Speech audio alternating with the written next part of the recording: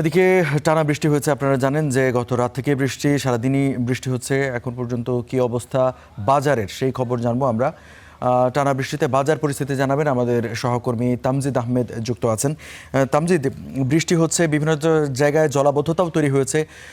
বাজারের চিত্র কি? বৃষ্টি হলে এই সবজির দাম বেড়ে যায়, আপনি যেই বাজারে আছেন সেখানকার চিত্র কি?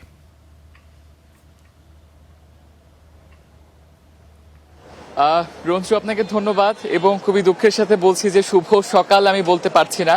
তার কারণ হচ্ছে যে টানা বৃষ্টিতে সকালটাই বলা যায় যে সাধারণ মানুষদের জন্য জীবনযাত্রাটা অনেকটাই ব্যাঘাত ঘটছে। আর আপনি বাজার পরিস্থিতি যেহেতু জানতে চাচ্ছেন, আমি এই মুহূর্তে আছি রাজধানীর কারওয়ান বাজারে এবং বাজারে সরবরাহ চেই নেই কিছুটা সমস্যা তৈরি হয়েছে, তবে পুরোপুরি সমস্যা তৈরি হয়নি। কারণ গতকাল রাতে যথারীতি প্রতি রাতেই যেরকম সবজি বা অন্যান্য জিনিসপত্রের যে সরবরাহটা মাঝরাতে আসে, সেটা কিন্তু যথারীতি গত রাতেও এসেছে বৃষ্টির মাঝেও।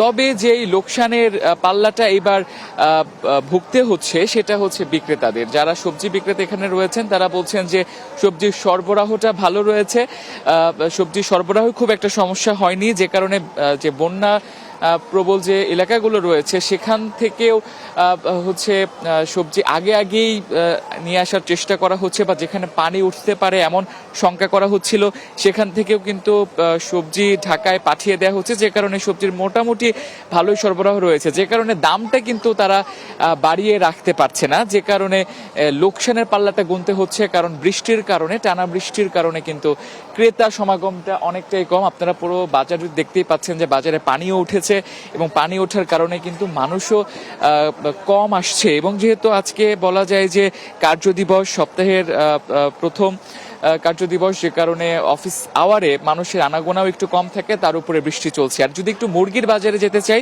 মুরগির দাম কিছুটা চলেছে, যেটা গত সপ্তাহেও 165 বা 170-এর মতো বিক্রি হচ্ছিল, সেটা এখন বলা যায় 180 থেকে 190 টাকা কেজি ব্রয়লার বিক্রি হচ্ছে। এবং সোনালী মুরগি কিন্তু 330 টাকা কেজি বা 340 টাকা কেজিতে কিন্তু সোনালী মুরগি বিক্রি হচ্ছে।